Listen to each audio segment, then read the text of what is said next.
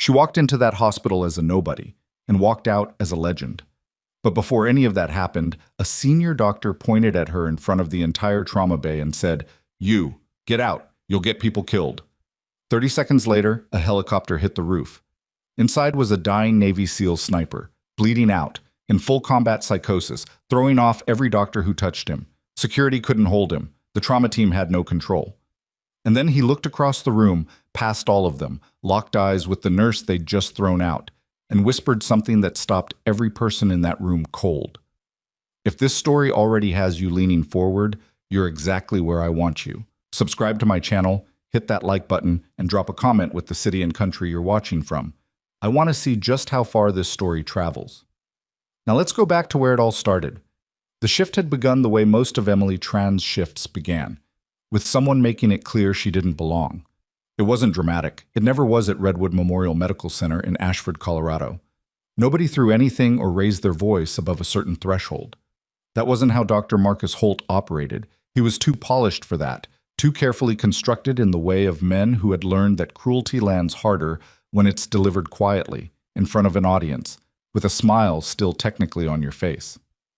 Tran. He said her last name the way someone might say the name of a piece of furniture that had been left in the wrong room. The trauma bay isn't a classroom. If you're not sure what you're doing, the supply closet doesn't need you to make a single life or death decision. She was checking a patient's pressure cuff. She didn't look up. "I'm following up on Mr. Delaney in Bay 4, she said. "His pressors are holding, but his MAP dropped 6 points in the last hour." "I'm aware of Mr. Delaney." Holt took the chart from the rack beside her without asking. He flipped through 2 pages, made a show of frowning at nothing in particular, and handed it back. "I'll handle it. You can go do something in your lane." Charge nurse Patrice Waverly was standing near the nurse's station. She caught Emily's eye for half a second and then looked away. That was what passed for solidarity around here. Someone witnessing the thing and not saying anything about it, but at least acknowledging they'd seen it. Emily Tran was 29 years old. She had been at Redwood Memorial for 8 months. In those 8 months, she had not once complained, not once escalated, not once gone to HR with the documentation she absolutely had. She had kept her head down, done her work, and told herself it was temporary. That this was just how it was in civilian hospitals when you were new. That Holt would get bored eventually and find another target, or she would rotate to a different unit, or something would shift. She set the chart back and moved to the next bay. What the people who dismissed her didn't know, what nobody in that building knew, was that Emily Tran had spent 6 years before nursing school doing something that had absolutely no box on a standard job application. The position didn't have a public name. The unit didn't have an official roster. The work she had done, the places she had been, and the things she had seen were classified at a level that most people in that hospital would never in their lives have the clearance to access. She had left all of it behind for reasons that were also classified. She had taken her nursing degree, moved to Colorado, and applied at Redwood Memorial because it was a level 2 trauma center with a strong surgical unit, and she had wanted to do something that still mattered, just somewhere that didn't require her to aim a weapon to do it. That part, she didn't tell people. She told them she'd done some military-adjacent contracting before nursing school. Most people heard that and assumed she meant administrative support or logistics. She let them assume it. By 9 in the morning, she had managed 4 patients, assisted with a central line placement on a septic 62-year-old named Mrs. Hargrove, and talked a scared 19-year-old out of pulling his own IV after a panic attack sent him spiraling. The 19-year-old's name was Devin, and he'd been admitted the night before after a fall from a warehouse roof. "They're going to amputate, aren't they?" Devin asked. His right leg was wrapped from ankle to mid-thigh. His face was the color of old paper. "Not from what I've read in your chart," Emily said. She sat in the chair beside his bed instead of standing over him, which was a thing she'd learned early. That height was its own kind of pressure. "Your ortho consult is at 2. Dr. Okafor is good. She's going to give you real information." Everyone keeps saying I'll be fine and then doing this thing with their face. "I don't do the thing with my face," Emily said. "If I was worried, I'd tell you." He studied her. "Are you worried?" "I'm watching your leg. Right now I'm not worried." She paused. "I'll be here until 4. If anything changes before your consult, I'll come find you before anyone else does. That's the deal." Devon nodded slowly, and let go of the IV line he'd been pulling at. She was documenting that interaction when the overhead system cut on, not with the standard overhead tone, but with the specific 3-beat tone that meant incoming trauma, status unknown, rooftop helicopter pad. Then she heard the helicopter. Not in the standard way. Not the distant thrum that filtered through walls and meant a transfer from some smaller facility 2 counties over. This was different. Multiple rotors, military cadence, and the sound of the building itself vibrating at a frequency that made the water in the cups on the nurse's station tremble. Patrice appeared at her elbow. "Military bird, 2 of them. Someone called down from the roof. They're saying it's a soldier, active service, GSW, possible IED blast secondary." Emily was already moving toward the trauma bay. "Tran?" Holt's voice from somewhere behind her. "I've got this." She stopped, turned around. Holt was already in his element, coat sharp, stethoscope properly positioned, walking with the particular authority of a man who had decided this moment was his. Behind him came Dr. Rena Cho, second-year resident, trying to keep up, and Dr. Philip Sutter, the ER attending, who at least had the competence to look alert. "I know," Emily said. "Then you know where you should be." She looked at him. She did not move immediately, which was its own kind of answer, and then she stepped aside and let them pass. The man they brought down from the roof was not what any of them expected. He was large, not in the gym-built way, but in the way of someone who had spent years carrying weight in hostile environments, muscle layered over bone, like something load-bearing. His head was turned to the side, face half covered in road grime and dried blood. One arm was immobilized with a field splint that had been applied with precise, economical technique. Not ER kit technique, but something tighter and more deliberate. The flight medics were professional, quiet, handing off vitals and field notes in the clipped shorthand of people who have transferred patients under fire and have no patience for theater. SEAL operator, WIA approximately 90 minutes ago. GSW left lateral thorax, possible pneumothorax developing. GCS-14 on scene, dropped to 12 in transit. Combative at altitude. We had to sedate, but it's wearing off and he's coming back up. "What unit?" Holt asked. The flight medic looked at him with an expression that was not quite contempt. "Classified."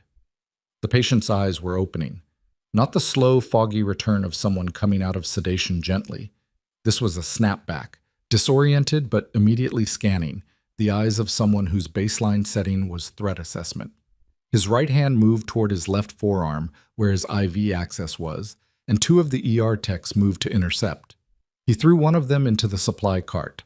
Not violently, not intentionally, Emily thought, watching from the doorway, but reflexively, the body responding to perceived threat before the conscious mind had time to catch up.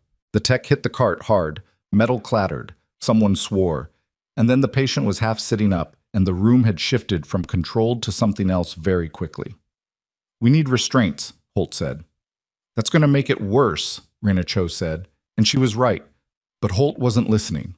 Security arrived, 2 officers from the first floor, which was the protocol, and the patient registered their presence and his whole body went somewhere else. His breathing changed. His hands went flat against the bed. His jaw set in a particular way that Emily recognized because she had seen it in other people, in other places, and she knew exactly what was happening to him, and she knew exactly how badly the next 60 seconds were going to go if nobody did anything different. She stepped through the doorway. "Out," Holt said without looking at her. "I said out, Tran. I'm not repeating it." She walked past him. Someone grabbed her arm. She wasn't sure who, one of the security officers maybe, reaching out of instinct. And she moved her arm in a way that disengaged the grip without any visible effort and kept walking. The patient's eyes found her the moment she entered his sight line. She recognized something in him. Not his face, she didn't know his face, but there was something in the quality of his stillness, the specific way a person looks when they've spent long enough in high-threat environments that their nervous system has rebuilt itself around a different set of rules. She knew that look because she had looked like that once. She moved slowly. Not the slow of someone afraid, but the slow of someone intentional. She pulled the chair from the wall and placed it beside the bed, not in front of him, not in a position that blocked his sight line to the door. And she sat down. The room was very loud. Holt was saying something. Security was shifting. Someone's radio crackled. She didn't register any of it. She leaned forward slightly, elbows on her knees, and said, quietly, very quietly, under everything else happening in the room, a word. Not a name, not a command, a call sign. She said, "Phantom." The room did not go silent, but for her it might as well have. Because the man on the bed, the man who had thrown a tech into a supply cart and was 2 seconds from making this situation catastrophic, stopped. Not gradually. Immediately. Like a switch. His head turned toward her. His eyes, which had been unfocused and scanning in the panicked sweep of someone deep in a threat response, settled on her face. And in them she watched something shift from combat awareness to something older and more complicated. He said, in a voice that was rough and low and absolutely precise, "How do you know my call sign?" The room went quiet then. Actually quiet. Even Holt stopped moving. Emily held his gaze. "Because I gave it to you," she said. What happened in the next 4 minutes would be discussed in whispers around Redwood Memorial for weeks afterward, by people who had been in the room and people who wished they had been, filtered through the particular distortion of institutional memory until the details blurred and only the shape of it remained. The nurse they'd been dismissing all morning sat with a dying special operations soldier and talked him down from a combat flashback using information nobody in that building should have had, and then proceeded to do things to his injuries that they couldn't explain. But that was the memory. Here was the actual event. The patient, she would learn his name later, Sergeant First Class Damon Reyes, fixed his gaze on her and did not look away. His breathing was elevated, his heart rate spiking on the monitor, but his body was no longer in motion. The restraint impulse had passed. She said, still quietly, "You're home now. I need you to stay with me." Home. His mouth shaped the word like he was testing it. "You're in a hospital in Colorado. You're going to be okay. I need you to let me look at that side." He looked at her for another moment, the particular assessment of someone deciding whether to extend trust. And then he said, "Copy." She moved to his left side. The field splint on his arm, she noted, and left. Whoever had placed it had done it correctly, and she wasn't going to undo good work. The lateral thorax was the issue. She palpated carefully, watched his face for response, and found what she was looking for. Absent breath sounds in the lower left lobe, tracheal deviation beginning, percussion that told her everything she needed to know. "Tension pneumo," she said to no one in particular. "Developing. I need a 14 gauge and a second intercostal space on the left, mid-clavicular line." "I'll determine the treatment plan," Holt said. She looked at him. "He's got 2, maybe 3 minutes before this becomes a code. Are you determining the treatment plan, or do you want to watch me fix it?" It was the bluntest she had ever spoken to him. She saw it land. She turned back to Damon Reyes. "This is going to feel like pressure. It's not going to be comfortable. I need you to stay still." "I've had worse," he said. "I know." She took the 14 gauge from the tray that Rena Cho, bless her, had been quietly assembling while Holt stood there. "Ready?" "Do it." She placed the needle. The technique was clean, muscle memory clean, the kind of precision that doesn't come from a nursing skills lab. The sound, the small, distinct hiss of air releasing, was one of the most concrete sounds in trauma medicine, the sound of a chest that can breathe again. His saturation, which had been dropping, stabilized on the monitor within 90 seconds. Renicho exhaled. One of the security officers, the younger one, was staring at Emily's hands. Emily was already moving to the next problem, fluid access, blood pressure trending down. She needed another line. When the doors to the trauma bay opened again, and this time it wasn't more hospital staff. It was 2 men in civilian clothes who wore civilian clothes the way soldiers wear civilian clothes, perfectly correct and somehow completely unconvincing. Behind them, partially visible through the doorway, were 2 more in tactical gear who had the specific bearing of people who do not enter rooms second. The lead man, mid-40s, short gray hair, a face that had spent a lot of time outdoors doing difficult things, took in the room in a single sweep. His eyes moved to Damon Reyes, assessed, moved to the monitors, moved to Emily, and stopped. "Who did the needle decompression?" he asked. Holt opened his mouth. Rena Cho said, "She did," and pointed at Emily. The man with the gray hair looked at Emily for a long moment. Something moved across his face that she couldn't quite read. Recognition, maybe, or the edge of it. "What's your name?" he said. Before she could answer, Damon Reyes, exhausted, blood pressure still low, but entirely present in the way that mattered, said from the bed, "Her name is Shadow 6, and you better figure out real fast who you're talking to." The room held that sentence for a moment. The man with gray hair looked at Damon, then back at Emily, and his expression shifted into something that wasn't quite relief and wasn't quite awe, but was something in between. Holt said, "What is—" And nobody answered him, because nobody in that room with actual authority was looking at him anymore. Emily Tran met the lead officer's eyes. She said nothing. She didn't confirm or deny. She just waited, the way she'd learned to wait in places where the wrong word at the wrong moment cost more than professional standing. Through the glass doors of the trauma bay, visible to anyone who turned to look, 3 black SUVs were pulling into the emergency bay at the hospital's ground level. And the people stepping out of them were not paramedics. Holt saw them. His face changed in a way he probably wasn't aware of. Emily turned back to her patient, checked the decompression site, checked his pressure, checked his line. She did not look at Holt. She did not look at the doors. She did her job, while the world outside that trauma bay began to rearrange itself in ways that Marcus Holt, who had spent the last 8 months telling this woman to stay out of rooms she didn't belong in, was not going to enjoy at all. The 3 black SUVs sat in the emergency bay with their engines still running, which told Emily something before anyone stepped out of them. People who expected to be leaving quickly didn't turn off their engines. She kept working. Damon Reyes' pressure had stabilized enough that she could think 2 steps ahead instead of 1, and she used that breathing room to run a secondary assessment in her head.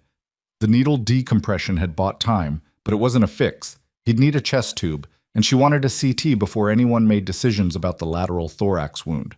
The field dressing that had been applied on scene was holding, but barely, and she could see from the pattern of soaking at the edges that the bleeding hadn't fully stopped. "I need a chest tube tray," she said, to the room. Rena Cho was already moving toward the supply cabinet.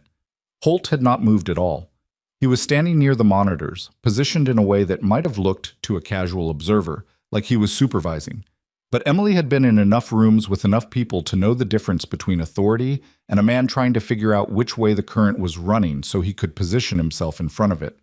The lead officer, she still didn't know his name, had not left. He had moved to a position near the door that gave him line of sight to both the bed and the corridor, and he stood there with his arms loose at his sides in the way of someone who was waiting without being impatient, which was its own kind of training.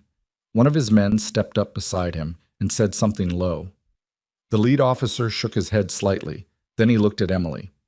"How long before he's stable enough to move?" he asked. "Define stable," she said, not looking up from the dressing she was checking. "Stable enough that we can control the environment." She glanced at the monitor. Pressure still trending where she wanted it, but oxygen sat was flirting with numbers she didn't love. "Chest tube first. After that, 20 minutes minimum, before I'd let you talk about transport, and that's if everything goes right." "Understood." He went back to the door. Holt finally spoke. "I need to understand what's happening in my trauma bay." His voice had recovered some of its usual texture, but that flat, reasonable tone that functioned as authority without technically being aggressive. "This patient was transferred to my care. Any treatment decisions—" "With respect, doctor," the lead officer said from the door, without turning around. "Your clearance level doesn't cover the specifics of this situation. I'd ask you to step back and let the nurse finish." The room took that in. Patrice Waverly, who had appeared at some point in the last 10 minutes, and was standing against the far wall in the careful posture of someone who understood she was witnessing something significant, caught Emily's eye for the second time that day. This time, she didn't look away. Well, placing a chest tube is not a gentle procedure. It involves a scalpel, a trocar, and a level of deliberate physical force that most people don't associate with nursing care. But Emily had done it under conditions that made a clean trauma bay feel like a controlled laboratory experiment. She had done it in the back of a moving vehicle. She had done it in the dark. Once, memorably, she had done it while also managing her own injury, which was a story she had never told anyone and didn't intend to start now. She explained what she was doing to Reyes as she did it. Not the full procedural narration some practitioners gave. She'd always found that more anxiety-producing than not. But the specific things he needed to know: "You'll feel pressure. That's the tube going in. The drainage is good. That's exactly what I want to see." He didn't make a sound. His jaw was set and his eyes were fixed on the ceiling, and she could see him doing the thing that people with certain training do when they need to get through something painful. The controlled internal retreat, the deliberate counting, the practiced management of the body's signals. She recognized the technique because it was the same one she used. When it was done and the tube was positioned and secured and the drainage system was connected and doing what it was supposed to do, she sat back on her heels for just a moment. Not a dramatic pause, just the specific exhaustion of fine motor work done under pressure, the hands needing half a second before they did anything else. "Good?" she asked him. "Better," he said. His voice was stronger. The color in his face was coming back. "You really got better at that." She looked up at him. I was watching her with an expression that was almost something like dry amusement, which was remarkable given that he was still technically in critical condition. "You remember me," she said. "I remembered you when you walked in the room." He shifted slightly, careful about the tube. "Didn't know if you'd want me to say anything. You said plenty." "Yeah." He thought about that. "Sorry about the call sign thing. It just came out." "Don't apologize. It was the right call." She stood up, checked the drainage, made a notation in the chart she was holding in her left hand. "How many people know you're here?" "Right now? Just the team." His eyes moved to the door where the gray-haired officer was still stationed. "And Kovacs." That was his name then. Kovac. The next 30 minutes were a managed chaos that Emily navigated by focusing on what she could control, which was the patient directly in front of her, and accepting that everything happening in the institutional space around her was operating on its own logic. Kovacs had taken over the corridor outside the trauma bay. There was a quiet, efficient displacement of regular hospital staff, not aggressive, not authoritative in any visible way, just a gradual thickening of bodies and tactical gear until the people who normally occupied that space found reasons to be elsewhere. Patrice had gone to brief the charge supervisor. Rena Cho had stayed, which Emily noted and appreciated. Holt had not left. She'd half expected him to. She'd seen that before, said men who commanded rooms by force of credential and social weight, and who, when that force was neutralized, simply removed themselves, found other rooms to command. But Holt stayed, and she wasn't entirely sure what to make of that. It might have been professional stubbornness. It might have been something else. "His pressure's holding," Rena said from the monitor. "Sats 94. Better." "I want it at 96 before we even discuss imaging." Emily checked the wound again. The lateral thorax entrance was clean. Through and through, they'd been lucky. Or Reyes had been lucky, which was not always the same thing as being lucky. The field dressing that had been applied had actually done its job well, which meant someone on scene had known what they were doing. "Who treated him in the field?" she asked to the room. Kovac answered from the doorway. "His team. 2 of them have combat medic quals. The other one's a former 18 Delta.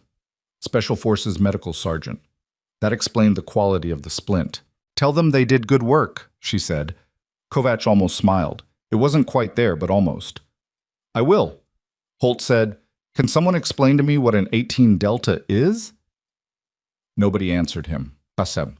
It was Patrice who brought Emily the information, delivered in a low, careful voice in the corridor outside the trauma bay, while Rena monitored Reyes inside. Patrice had the look of someone who had assembled a picture from pieces and was still deciding what to do with it. "Hospital administrator got a call," Patrice said. "From somebody. Don't know who, but Nguyen came down from the 4th floor personally, which he hasn't done since the licensing audit." Administrator Nguyen was a careful, precise man who delegated almost everything and appeared in person for events that had liability implications. "He's in Holt's office." Emily absorbed this. "When?" "About 20 minutes ago." He went in and closed the door. "How long have they been in there?" "Still in there when I left." Patrice paused. "Emily, what's happening?" Emily looked at her. Patrice Waverly had worked at Redwood Memorial for 11 years. She knew every protocol, every shortcut, every unofficial hierarchy. She'd watched Emily get dismissed for 8 months and never intervened. Not because she was cruel, but because the institutional cost of intervening had consistently outweighed the benefit, which was a calculation that Emily understood even when it had hurt. "I'm not sure yet," Emily said, which was honest. "But I think things are about to change." Patrice nodded slowly. "Are you in trouble?" "No." Emily considered. I don't think so, but Holt might be. Something shifted in Patrice's expression. Not surprise, exactly. More like the settling of a weight she'd been holding in an inconvenient position for a long time. She went back inside without saying anything else. The call came at 11:47. Emily was at the nurse's station writing up her chart documentation on Reyes when her phone buzzed. Not her personal phone, which was in her locker, but the hospital-issued one, which meant it was internal. The caller ID read, Holt M. She picked up. "My office," he said. "Now." She looked at the clock. Reyes was stable, Rhino was with him, Kovach's team was positioned and watching. She could take 10 minutes. "I'll be there in 5, she said, and hung up first. His office was on the second floor, tucked into the corner of the administrative corridor with a window that looked out over the parking structure. She'd been in it twice before. Once during her onboarding meeting with 3 other nurses. Once when he'd called her in to document a verbal warning about protocol deviation that she was fairly certain had been manufactured. That warning was in her file. She'd read it twice and then filed a copy in a personal folder she kept on an encrypted drive at home. The door was open when she arrived. He was behind his desk. Administrator Nguyen was not there, which meant whatever conversation they'd had ended before she arrived, or Nguyen had left to avoid being present for this one. Holt looked at her, and for the first time in 8 months of working in proximity to this man, she could see something in his face that she hadn't seen before. Not quite fear, but the precursor to it. The moment when someone realizes the ground they've been standing on is less solid than they'd thought. "Close the door," he said. She closed it. "Sit down." She sat.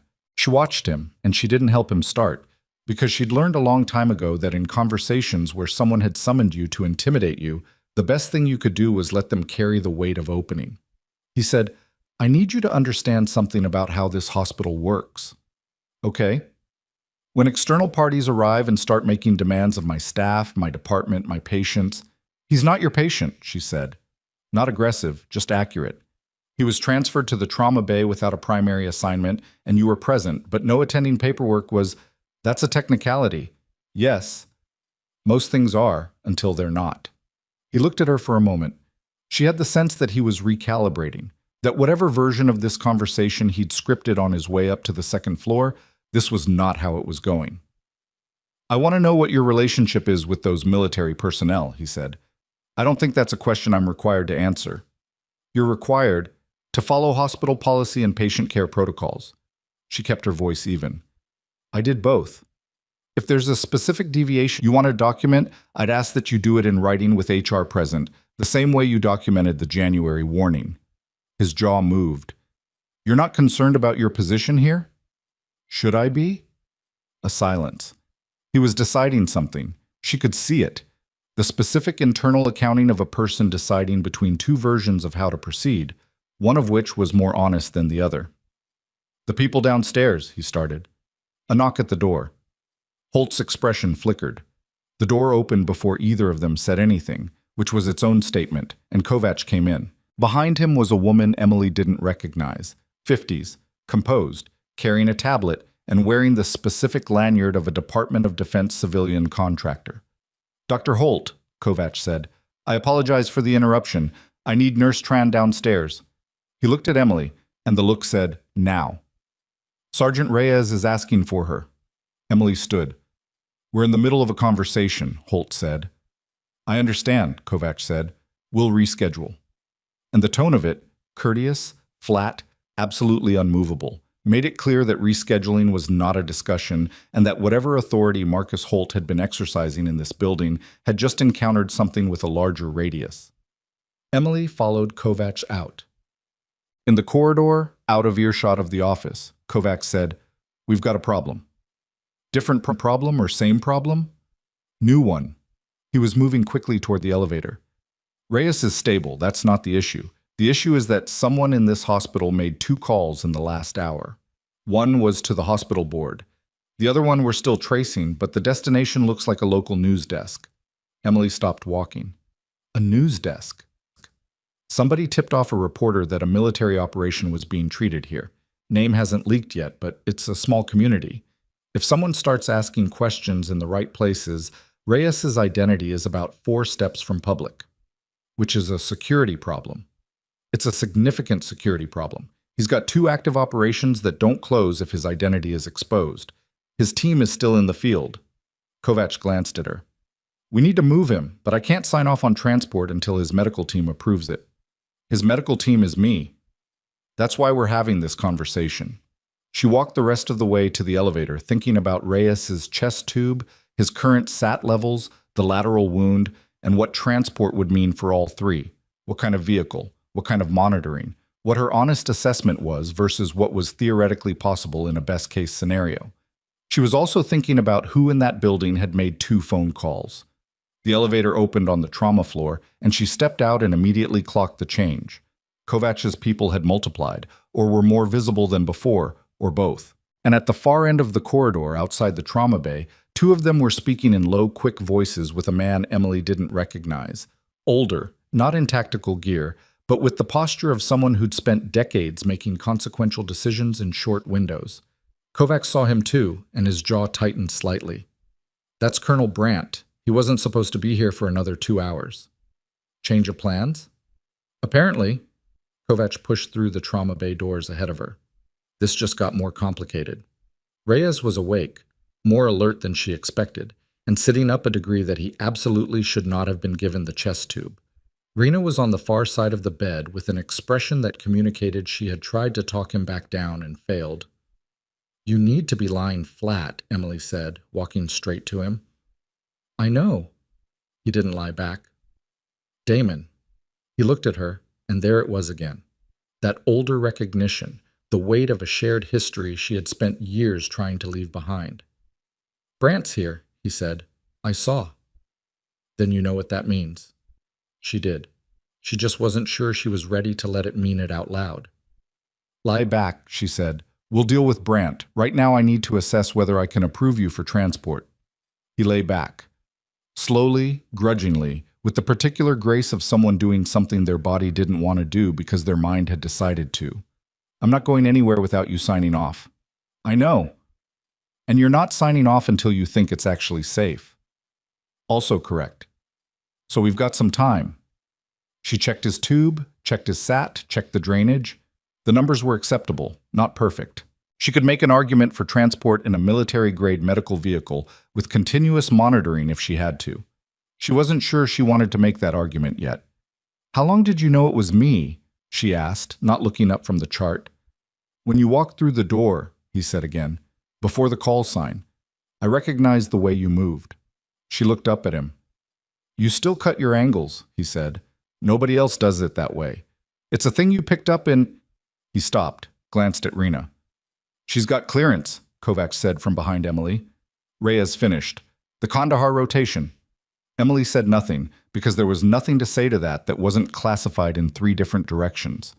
The trauma bay door opened and Colonel Brandt walked in, and every person in the room registered his arrival and adjusted their posture by some small but involuntary degree, which was what happened when certain kinds of authority entered a space. He looked at Reyes. He looked at Emily. He looked at the chest tube, the monitors, the drainage system. He was the kind of man who processed information in a specific sequence, military first, then medical, then interpersonal. And she watched him do it. Nurse Tran, he said. She turned to face him fully. Colonel? His expression was careful, calibrated. The face of someone managing multiple things at once and choosing how much of that to let show. We need to talk about your position here, and we need to do it quickly. I'm not done assessing my patient. I understand that. He waited, which was something. Not all people like Brandt waited. But when you are, I need 10 minutes. She turned back to Reyes, finished her assessment, made her documentation. She took the time she needed, not a second longer and not a second shorter. Then she said to Rena, call me if his SAT drops below 94.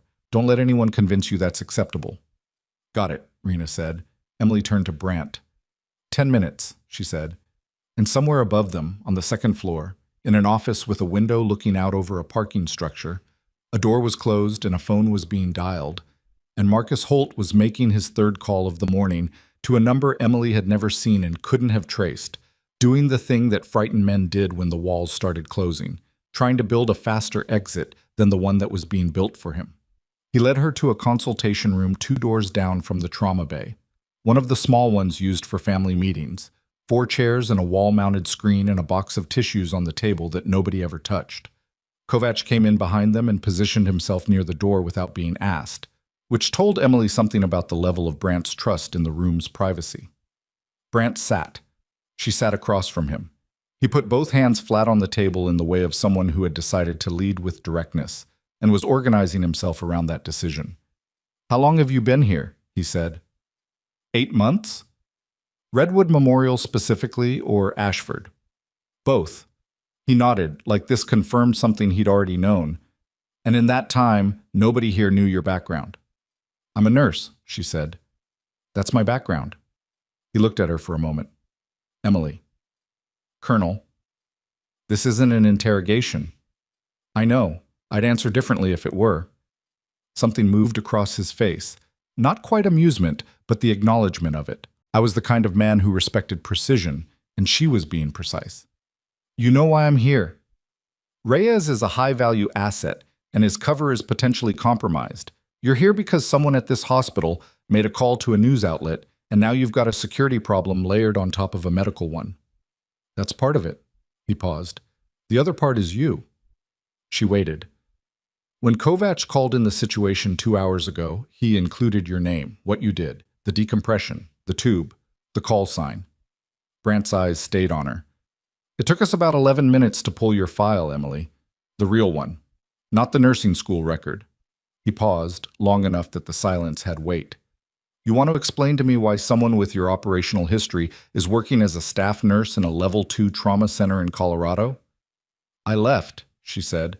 "People are allowed to leave." "People who weren't Shadow 6 are allowed to leave without a forwarding address, yes." He leaned forward slightly. "You went dark. No contact, no check-ins. The unit marked you as a voluntary separation and closed the file because you hadn't done anything wrong, and nobody had the authority to compel you to stay. But there were people who wanted to find you." "I know." She kept her voice level. "I chose not to be found." "Why?" The question sat between them. She'd had 8 months to not answer it, in the privacy of her own apartment and the quiet of her own head, and she hadn't managed a clean answer yet. She wasn't going to find one in a hospital consultation room with a colonel waiting. "I needed to do something that didn't require me to decide who lived based on strategic value," she said, finally. "I needed a different calculus." Brandt absorbed this. "And has it worked?" She thought about Devin, the 19-year-old with the broken leg who'd been pulling his IV line that morning. She thought about Mrs. Hargrove's sepsis and the central line placed correctly. She thought about 8 months of Marcus Holt treating her like furniture, and whether she had built the life she'd been trying to build, or just a quieter version of the same distance. "Mostly," she said. He accepted that. Then, "We have a problem. Beyond Reyes." She'd been waiting for this since Kovacs had said this just got more complicated in the corridor. "The call to the news desk," Brandt continued, "was traced. It came from inside this building. We've got the routing now. It came from a hospital-owned line registered to a shared administrative office on the 2nd floor. He watched her. "The same floor as Dr. Holt's office." The room was quiet. "We also," Brandt said, "have a recording. Hospital phone system logs everything for liability purposes, standard in most facilities this size. The legal team is getting the full transcript, but the portion we've already pulled is enough." He opened a folder that had materialized in front of him. She hadn't seen where it came from, hadn't registered anyone handing it to him, which meant she was more tired than she'd realized. Holt told whoever he called that there was a security situation involving unauthorized personnel, and that he had reason to believe a nurse with undisclosed military affiliations had intervened in a classified medical case. He used your name. He gave them a physical description. Emily sat with that for a moment. The specific shape of what Holt had done took form clearly. He hadn't tipped off the press out of ideology or panic. He'd done it as a play. A calculated move to generate external pressure, create a narrative in which he was the institutional authority reporting a problem, rather than the person being investigated for failing to respond to one. It was the move of someone who had done institutional maneuvering before and understood that the person who controlled the story first had an advantage. She said, "He knew I was military." He may have had suspicions, Brandt said, or he found out this morning from something he saw or heard in that trauma bay. Either way, he acted quickly. He paused. The issue is that with Reyes's name out of the picture for now, the story that's developing is about you. Nurse with secret military past intervenes in classified operation. If that gets traction, it exposes Reyes's treatment location, she said, which exposes that he was in Ashford, which someone motivated enough could trace backward to where he'd been operating. Correct. She looked at the table. What do you need from me? Right now, stay in this building. Don't talk to anyone from outside. Press, civilian contacts, anyone. We're managing the containment, but your presence here, your face, your name, if someone shows up with a camera, we need you not to be in frame. He paused. Can you do that and still manage Reyes's care? Yes. Good. He started to stand, then stopped. Emily, for what it's worth, Kovacs told me what he saw in that trauma bay. The decompression, the tube, the way you handled the flashback sequence. He was quiet for a moment. That wasn't nursing school. No, she said. It wasn't. He looked at her for a long time, and she couldn't read all of what was in it. There was something there beyond assessment, something older. We should have found a better way to keep you, he said. And then he left before she could figure out what to do with that. She went back to Reyes. He was lying flat, as instructed, though she could tell from the slight tension in his shoulders that flat wasn't comfortable, and he was managing it rather than simply resting. Reyna was charting in the corner. The monitoring equipment was steady, sat at 95, pressure holding, drainage output, at the low end of what she'd expected, which was good. Brandt give you the rundown, he said when she came to his bedside. Enough of it. She checked the tube insertion site, noted no crepitus, no signs of migration. You should sleep. I'll sleep when my team's back. Your team is currently in the field on an operation that your sleeping or not sleeping has zero effect on. You have a chest tube and a through and through that's going to stiffen up in the next 4 hours in ways you're not going to enjoy. Sleep. He was quiet for a moment. You got harder. I got different. She adjusted the drainage connection, checked the water seal. You were always hard. I was something else. What were you? She thought about the word for it. Fast, she said finally. I was fast. I could read a situation in about 3 seconds and respond before most people had finished processing the first piece of information. She paused. That doesn't go away. It just finds different things to be fast about. Reyes looked at her. You miss it. It wasn't a question, so she didn't answer it. Devin, she said to Rena, my patient in Bay 7, can you check his pre-consult vitals and make sure someone's run a current pain assessment? His ortho appointment's at 2, and I don't want him sitting in discomfort for the next hour without anyone noticing. On it, Rena said, and left. When she was gone, Reyes said, she's good. She is. Better than anyone's giving her credit for, probably. That tends to happen in institutions, Emily said. You get used to it, or you leave. He was looking at the ceiling. Why didn't you leave this place? 8 months of that guy treating you like you didn't exist. Why didn't you just go somewhere else? She thought about it. Honestly thought about it, the way she hadn't let herself do in a while. Because the honest answer was more complicated than the one she'd given Brandt. Because every time I started to, she said, there was a patient who needed something that nobody else in the building was going to give them. And I couldn't make myself walk out on that. He was quiet. Devin, she said. Last week, a woman in Bay 3 with a MI that 2 residents missed because she presented atypically. The week before that, a kid who came in claiming it was a fall but the bruise pattern didn't match. And I sat with him until his mother came in, and then I got the social worker involved. She stopped. I can't fix Holt. I couldn't fix the institutional problems. But I could fix the thing directly in front of me. Reyes said, that's why they called you Shadow 6. Because I fixed things? Because you made it look like nothing had happened until you were already done. The escalation, when it came from the direction she hadn't been watching. She was in the corridor, reviewing a chart on the wall-mounted terminal outside the trauma bay, when Patrice appeared at her shoulder with the particular quality of presence that meant something had happened that required immediate processing. Administrator Nguyen is holding an emergency staff meeting, Patrice said. Second-floor conference room. Mandatory attendance for all attending physicians and charge staff. A pause. Holt requested it. Emily closed the chart. When? 15 minutes. She thought about what Brandt had said. Stay in the building, don't make yourself visible. A second-floor conference room full of hospital staff was not invisible. But a mandatory meeting she failed to attend was its own signal, and she wasn't sure which was worse. What's the stated reason? She said. Protocol deviation during a high-acuity case. The notice says there was unauthorized clinical intervention during this morning's trauma response. Patrice looked at her. It's you. The whole meeting is about you, Emily. She'd known it was coming. She just hadn't expected the speed of it. Holt had moved faster than she'd given him credit for, which was a mistake, she noted, and filed away. Frightened people with institutional power were dangerous precisely because they acted quickly, before the facts could arrange themselves into a narrative that worked against them. Who's been notified? She said. Attending staff, the charge nurses, hospital legal, and Gwen is running it personally. Has Kovacs been told? Patrice blinked. I don't know how I'd find him, Emily said. He's somewhere on this floor. Tell him there's a second-floor meeting in 15 minutes that concerns me. Just that. He'll know what to do with it. She went to check on Devon.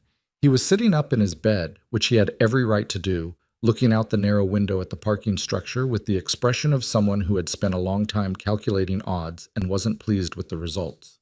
He looked up when she came in. The ortho doctor came early, he said. She stopped. Dr. Okafor? Yeah, she explained everything. He was quiet for a moment. You were right, she was direct. He looked at his wrapped leg. It's bad but fixable. She's scheduling surgery for tomorrow morning. That's a good timeline, Emily said. Earlier is better. She said the same thing. He looked at her. You look like something's happening. It's a busy morning. More than that. He studied her with the specific attention of someone who had nothing to do but observe. Are you in trouble? I'll be fine, Devon. That's not what I asked. She looked at him. This 19-year-old warehouse worker with a broken leg and a scared face, who had spent the morning trying to pull out his own IV and had let her talk him back from the edge of something because she'd sat in the chair instead of standing over him. She thought about how much of her work came down to that, the posture, the altitude, the choice of where to put yourself in relation to someone who needed help. I'll be fine, she said again, and this time she let it be what it was. Not evasion, but a promise. Get some rest before surgery prep starts. Someone will be in with pre-op instructions. She left before he could say anything else and went to find the stairs. The conference room on the second floor was standard hospital institutional. A long table, a wall screen, ceiling lights that drained everyone of color. 8 people when she arrived, more filtering in behind her, Nguyen at the head of the table, Holt to his left. Legal counsel she didn't know by name at the far end with a laptop open. 2 attending physicians, Dr. Sutter, the ER attending from this morning, and a hospitalist named Dr. Waverly, no relation to Patrice, and 3 charge staff, including one she didn't know from the surgical floor. Holt looked at her when she sat down. She looked back at him, and she held the look long enough that he was the one who moved his eyes away first. Thank you all for coming on short notice, Nguyen said. His voice was always measured, administrative by training, the voice of someone who had learned that projecting calm was its own form of control. This morning's trauma case raised several procedural concerns that need to be documented and addressed before end of shift. I want to be clear that this is a preliminary review, not a disciplinary action. He paused. Dr. Holt has submitted a written account of events. Legal has reviewed the initial documentation. I've asked everyone here because protocol requires witness accounts from present staff. Sutter said, with respect, Administrator, I was in that trauma bay and I'm not sure what the procedural concern is. The patient is stable. The treatment provided was clinically appropriate. The treatment was provided by nursing staff, Holt said, outside their scope of practice. That's the concern. He looked around the table. A chest tube is a physician procedure. Needle decompression in a trauma bay requires attending authorization. Neither was obtained. There wasn't time for, Sutter started. There's always time for protocol, Holt said. That's what protocol is for. The room was quiet in a particular way. Emily had been in enough difficult rooms to read the quality of silences, and this one had the texture of people calculating risk, figuring out which way to align themselves before the direction of current became clearer. She said, Mr. Nguyen, Dr. Holt submitted a written account. Have the monitoring records been pulled? Nguyen looked at her. That's in process. The monitors in Bay 1 have continuous data logged. She kept her voice even and her hands flat on the table. Timestamp, vital sign trajectory, intervention timing.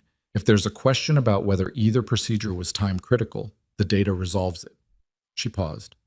I'd also note that Rena Cho, second-year resident, was present throughout and can speak to the sequence of events. Dr. Cho's account Has been noted, Holt said. Has it been included in the written documentation? A beat. It will be. Good. She looked at Nguyen. I want to be cooperative with this process. I also want to be clear that I'm prepared to provide a full account with documentation, and I'd like legal present when I do.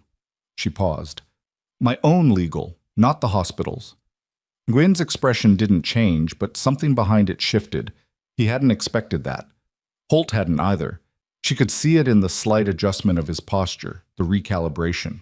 The door opened. Not the way doors opened when someone was late to a meeting. The way doors opened when someone had decided the meeting was happening on their terms now. Kovacs came in. Behind him was the woman with the DoD lanyard from earlier, and behind her was a man Emily hadn't seen before. Uniform, Air Force, the specific insignia of JAG on his collar. Judge Advocate General. Military legal. The temperature of the room changed the way rooms changed when the frame of reference expanded past the edge of what everyone had been assuming. Kovacs said, Administrator Nguyen, I apologize for the interruption. I have some information relevant to this meeting. He set a tablet on the table, turned it to face Nguyen. We've identified the source of a call made this morning to a local news outlet disclosing the presence and treatment of a classified military patient at this facility. The call originated from an internal hospital line at 11:14 this morning. He kept his voice completely neutral. The line is registered to the shared administrative suite adjacent to Dr. Holt's office. Nobody spoke. We also have records of 2 additional calls made from Dr. Holt's direct extension. One to a member of the hospital board at 10:50, and one made approximately 30 minutes ago to a number we've identified as belonging to an attorney who specializes in medical licensing disputes. Kovacs paused. The JAG office is here because the disclosure of a classified patient's treatment location is a federal matter. Holt said, I want my attorney. You're entitled to one, the JAG officer said from the doorway. His voice was the calm of someone who had delivered this particular sentence many times. We'd recommend contacting them shortly.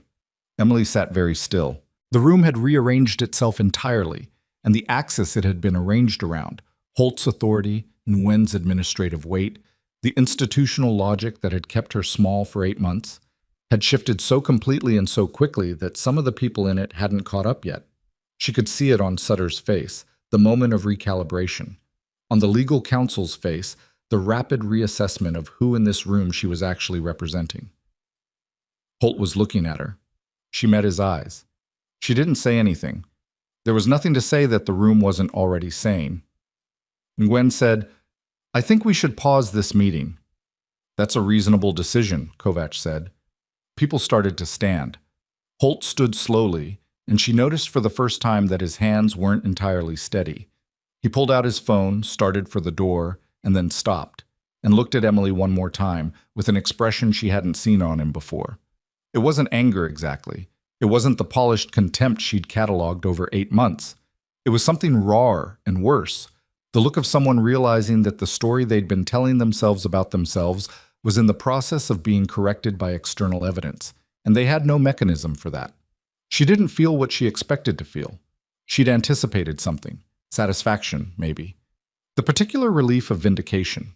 What she actually felt was tired, and then almost immediately something sharper and more urgent, because her phone was vibrating in her pocket with Rena Cho's number, and Rena only called when something had changed. She answered before she was out the door. His SAT dropped, Rena said. 91 and falling. The drainage output just spiked. I'm seeing a lot more than I was 20 minutes ago, Emily. I think the tube may have shifted. Emily was already moving. How's his pressure? Holding for now, but his rate's up. He's anxious. He's asking for you. I'm coming. She hit the stairwell door at a run. Don't let anyone move him, and don't let anyone touch that tube until I get there. She took the stairs 2 at a time, the meeting, and Holt, and Kovacs, and all of it dropping away completely, because the only thing that existed right now was a chest tube and a man whose sat was falling and the 11 seconds it was going to take her to get from the stairwell to Bay 1. She pushed through the door at the bottom, turned the corner at the nurse's station, and pulled up short because the trauma bay door was open and there were more people in it than there should have been. Rena, yes, and the monitoring equipment, yes, but also two of Kovacs's tactical personnel who had no medical training, and in the middle of all of it, Damon Reyes half sitting up again with his hand pressed to his left side, and an expression that told her in less than a second that something had gone wrong that was not about the chest tube at all. He looked at her across the room. "They found us," he said. Found meant different things depending on who you were and what you'd done, and Emily processed that word in the half second it took her to cross the trauma bay to Reyes's bedside, running the possibilities, found by the press, found by whoever had an interest in knowing Reyes was in Ashford, found by someone connected to the operation he'd been pulled out of. She checked his tube first. The drainage had spiked. Rena had been right. The output was wrong. Too much too fast. But the tube position looked intact on visual.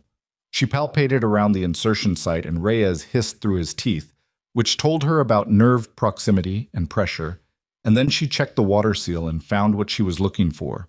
A small break in the connection at the drainage system junction, probably from Reyes sitting up, the weight of the tube pulling fractionally against the seal until it compromised. Not a tube shift, a connection failure. Fixable. "Get me a new drainage unit," she said to Rena, who was already moving. "What does found mean?" she said to Reyes while her hands worked the junction. "Vehicle outside, civilian. No markings, wrong plates. Kovacs's guys flagged it 10 minutes ago." His jaw was tight. "Someone parked it across from the ambulance bay and ran imagery. One of the team recognized the equipment. It's not media." "Then what is it?" "Don't know yet." His sat was at 91 still, the broken seal having let air back into the system in small amounts over the last 20 minutes. She needed to restore negative pressure. "Kovacs is managing it." "How?" Kovacs was 3 floors up in a conference room where the situation had just changed significantly. "He never went all the way upstairs," Reyes said. "He sent the JAG officer up. He stayed on this floor." She absorbed this and filed it. Kovacs was smarter than she'd been giving him credit for, which meant he'd been smarter all morning and she'd been so focused on the immediate medical problem that she hadn't fully registered it. Rena was back with the drainage unit. The replacement took 90 seconds. Clamp the tube, disconnect, connect the new unit, release the clamp, reestablish the water seal, watch the level, watch the sat. At 93, she exhaled. At 94, she made herself slow down. "Lie flat," she told Reyes. "And I mean actually flat, not flat with your shoulders raised. I'm not—" He stopped. Lowered his shoulders by about 2 inches, which confirmed he had been. "The vehicle is Kovacs's problem right now. Your sat is mine." She checked the new connection, confirmed the seal, noted the drainage resuming at the rate she expected. "Better. Don't move." He didn't answer, which from Damon Reyes was a form of compliance. Rena came to stand beside her. "His rate's coming down," she said quietly. "What do you need from me?" "Stay with him. Document every 10 minutes. If anything changes, sat, pressure, drainage rate, anything, you call me before you call anyone else. Not Holt, not Nguyen, not whoever walks through that door with a badge. Me first." She looked at Rena directly. "Can you do that?" "Yes." No hesitation. Emily had assessed Rena Cho correctly from the beginning. Good instincts, undertrusted, operating below her actual capability because the environment hadn't given her room to do otherwise. "Emily, what's happening out there?" "Holt is in a significant amount of trouble," she said. "The military has documentation of the calls he made. JAG is involved. There's going to be an investigation." She paused. "Which means this building is about to get complicated in ways that have nothing to do with medicine. Keep your head down, document everything, and protect your patient." Rena nodded. Emily turned and went to find Kovacs. I was in the corridor near the emergency exit at the far end of the trauma floor, speaking in low, fast sentences into a radio the size of a deck of cards. He saw her coming and held up one finger. "Give me 30 seconds. And she waited, and in those 30 seconds she read the posture of the 2 tactical personnel flanking the exit doors and understood that something had escalated past a suspicious vehicle. Kovac pocketed the radio. The car moved, he said, repositioned to the south parking structure entrance. We've got imagery now. One person, possibly two, equipment consistent with long-range photography rather than surveillance. Media. Maybe. Maybe not. His face was doing the thing faces did when the assessment was still running. The call Holt made. We traced the attorney he contacted, the licensing specialist. What we didn't know until 20 minutes ago is that the same attorney has represented 3 other physicians in the last 2 years in cases involving military medical interference claims. It's a specialty. She waited. Holt didn't call a lawyer to protect himself from us, Kovac said. He called a lawyer who knows how to go on a fence. The news tip wasn't about Reyes. It was about you. She stood with that for a moment. He's building a narrative. He's been building it since this morning, maybe before. Kovac looked at her steadily. The claim his attorney will make, and we've seen the early form of it in the board communication, is that you inserted yourself into a classified military situation without authorization, using credentials and background you concealed from your employer, and that the hospital has liability exposure because of it. That's backwards, yes, but it's also coherent if you're the one controlling what information surfaces first. He paused, which is why the person with the long-range camera is interesting. Because if Holt's attorney is moving this fast and the media contact was already made, and now there's someone outside with imaging equipment, that's coordinated. That's not panic. That's a prepared response. Emily felt the shape of it settle. Holt hadn't moved fast because he was frightened. He'd moved fast because he'd had something waiting. A contingency, maybe not for this exact situation, but for a situation where his authority in that trauma bay was seriously challenged. The calls, the attorney, the media contact, they'd been deployed with the efficiency of someone who'd thought about what losing looked like and had prepared accordingly. How long has he been at this hospital? She asked. 12 years, Kovac said. 3 formal complaints, all dismissed. 1 near miss with the state medical board 4 years ago. Complaint was withdrawn. The complainant later received a significant settlement from the hospital's liability fund. The complaint was bought out. The settlement was for an unrelated patient safety matter, officially. His tone said what his words didn't. We started pulling his file when the call trace came back. There's more in it than we expected. She thought about the 14 gauge in her hand that morning, the hiss of decompressing air, the 30 seconds of silence from a room full of people who hadn't known what to do until she did it.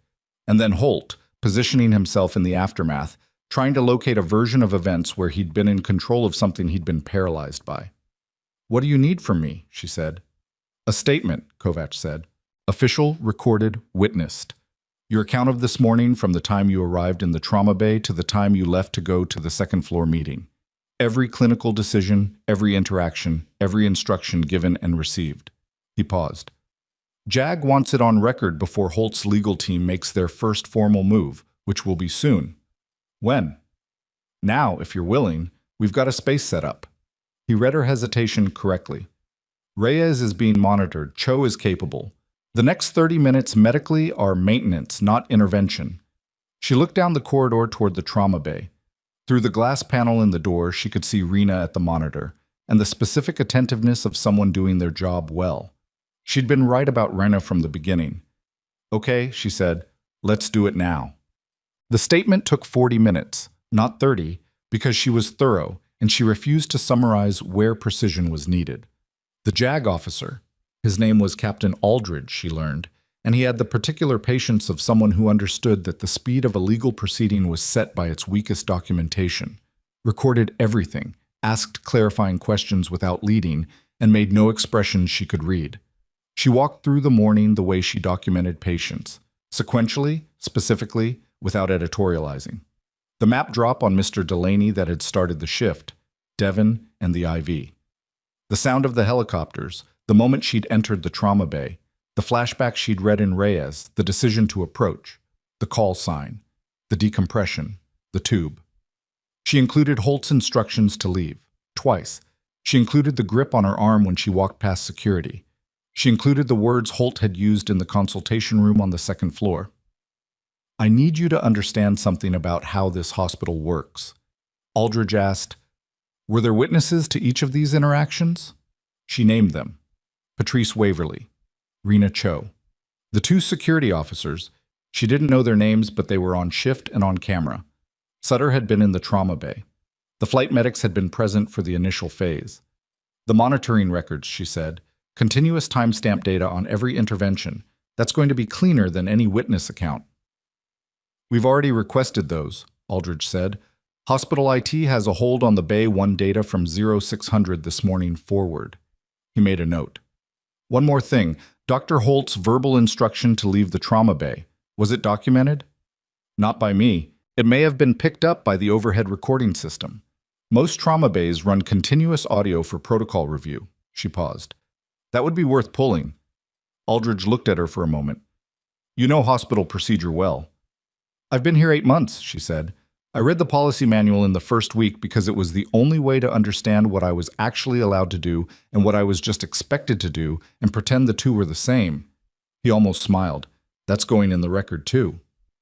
When they finished, Kovacs walked her back to the main corridor, and she became aware gradually that the floor had changed in character during the 40 minutes she'd been in that room. There were more people in the corridor. Not tactical, not hospital staff, but a third category she identified after a moment as investigators. The particular combination of credentials on lanyards, the low-voice communication, the deliberate movement of people building a factual picture of a space. Board-level investigation, Kovacs said, following her gaze. Nguyen requested it. When Jag walked into his conference room, he made a decision pretty quickly about which side of this he wanted to be on. Smart man. Careful man. Not the same thing, but close enough. He paused. There's something else. One of the investigators pulled the January verbal warning in your personnel file. The protocol deviation. She'd been waiting for that to surface.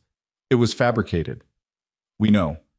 The incident it references, the patient case, was reviewed by the investigators an hour ago. The chart shows no deviation on your part. What it shows is a medication order that should have been caught at the attending level that wasn't, and the attending on record is Holt. Kovacs looked at her. The warning was written to preemptively explain away a complaint he expected you to file. When you didn't file it, the warning just sat there. She'd known it was manufactured. She hadn't known about the medication order. That was a different level of calculated. Not just silencing a subordinate, but insulating himself from his own error, using her name. How many patients? She said. Kovacs understood the question immediately. We don't know yet. The records review is going to take time. But Holt's been an attending here for 12 years, and the pattern in the complaints that were dismissed, he paused. It wasn't random. She looked at the floor. She thought about 8 months. She thought about Mrs. Hargrove's central line in Devon's leg and the woman with the atypical MI presentation and all the small corrections she'd made to care plans that had required no credit, no documentation under her own name, just the patient outcome being slightly better than it would have been. And she thought about how many of those corrections had been necessary because Holt had been running that floor for 12 years and the culture around him had been shaped by someone who understood how to use institutional authority to cover institutional failure. Okay, she said. Just that. Not rage, not satisfaction, just the specific settling of a weight she'd been carrying without fully acknowledging. It was Patrice who told her about the security footage. She appeared beside Emily at the nurse's station at 2:15 in the afternoon while Emily was updating Reyes's chart and waiting for his 2 o'clock sat reading from Rena. Patrice set a cup of coffee on the desk beside her and said, Hospital security pulled the lobby footage from 7 this morning. Emily looked up. There's a conversation, Patrice said. Holt, outside the ER entrance, 6:52 a.m., before you came on shift. He's talking to someone. The investigators are identifying who, but the body language on the recording, she stopped, organized her words. It looks like a briefing, like he knew something was going to happen and he was telling someone what to do when it did. Emily set down her pen. He knew about Reyes? We don't know what he knew, but he knew something. Patrice wrapped both hands around her own coffee cup. Emily, I owe you an apology. Patrice, not for dramatic purposes. I just need to say it. She looked at the desk, then up. I saw the way he treated you, for 8 months. And I calculated the cost of saying something and I decided it was too high. And that calculation was wrong, and I want to say that clearly. She paused. I'm sorry. Emily held the apology for a moment. It wasn't what she'd expected from this day, and it was harder to receive than she'd anticipated. Not because it was inadequate, but because it was genuine, and genuine things required something in return. "I know why you didn't," Emily said. "That doesn't make it all right, but I understand it." Patrice nodded. "What happens to him?" "Holt?" Emily thought about what Kovacs had told her, what Aldridge had recorded, what the monitoring data and the audio record and the personnel files were going to say when everything was laid next to everything else. He's going to lose the ability to keep defining what happened this morning on his own terms. After that, that's up to the investigation. "And you?" She picked up her pen again. "I'm going to finish charting my patient." The lobby footage became the crack that split everything open. By 3 in the afternoon, the investigators had identified the person Holt had been speaking to outside the ER entrance at 6:52, a man named Garrett Solis, not a hospital employee, not a physician, but a former hospital board liaison who had left his position 2 years ago. Under circumstances the investigators were now reviewing with new interest.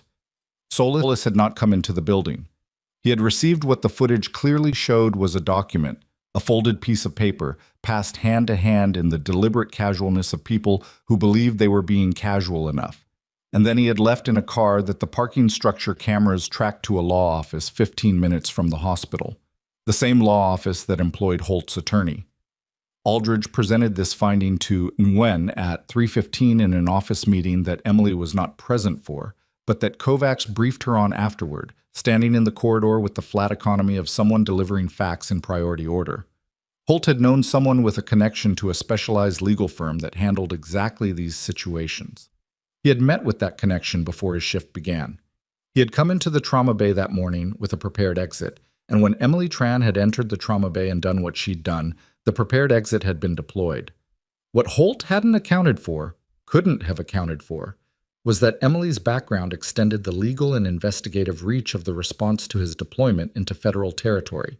He'd planned for a hospital dispute.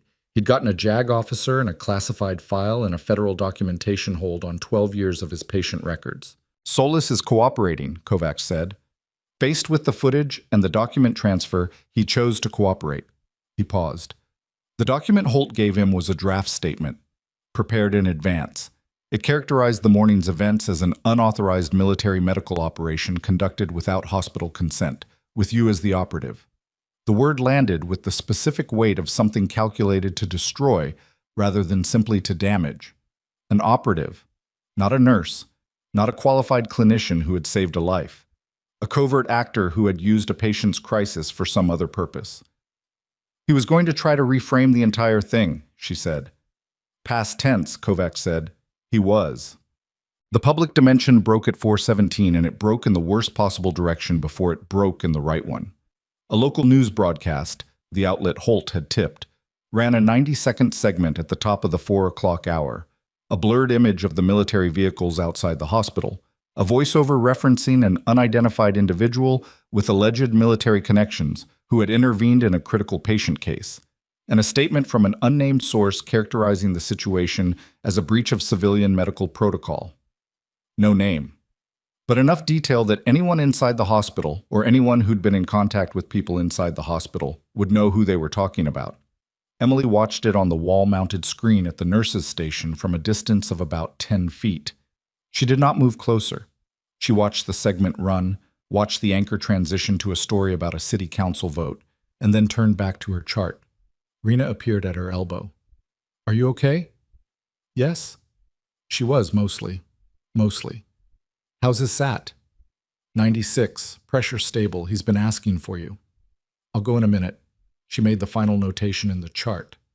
"Rena, when the investigators ask you for your account, and they will probably today, tell it exactly the way it happened. Don't manage it. Don't shape it toward any outcome. Just what you saw. In order." "I know," Rena said. "I know you know. I'm saying it because it matters."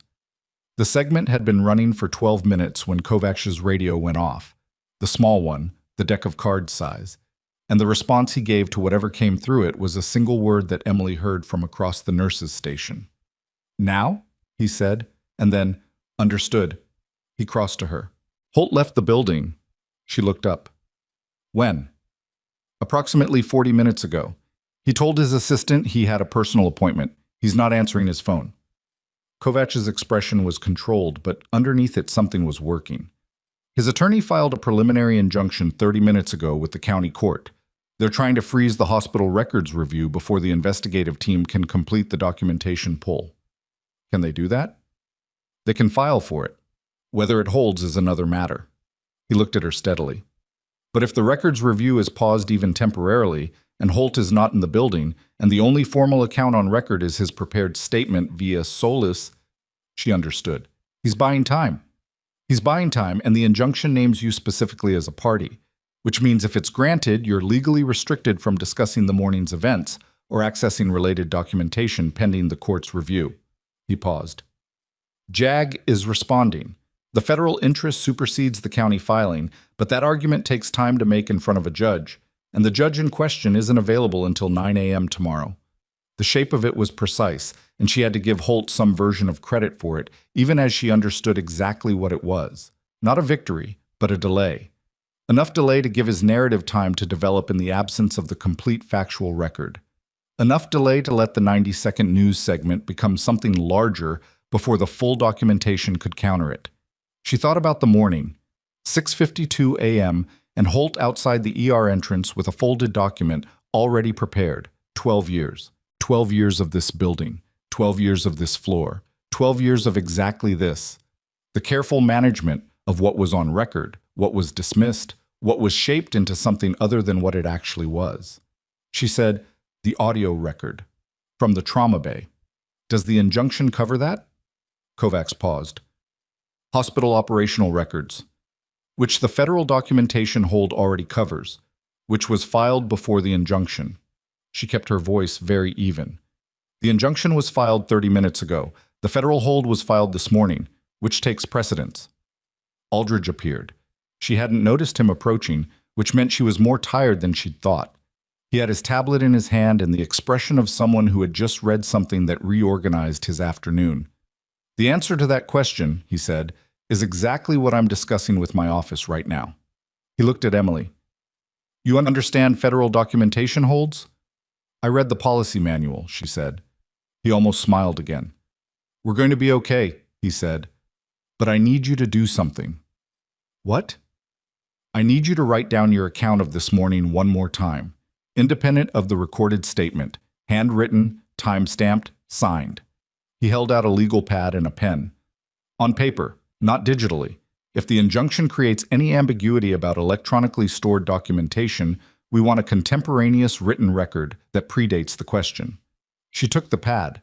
She sat down at the nurse's station, and she wrote, not the formal account she'd given Aldridge. This was her version, her words, her handwriting, the way she would have documented a patient event in the days before electronic records. The days she'd spent learning to write assessments that were precise enough to be useful in darkness, in motion, under conditions where the person reading them might be doing so very fast and needed every word to carry its full weight. She wrote for 20 minutes. The station was quiet around her. The shift had moved into the mid-afternoon rhythm, the trauma bay holding stable, the administrative drama, a floor above functioning at its own pace.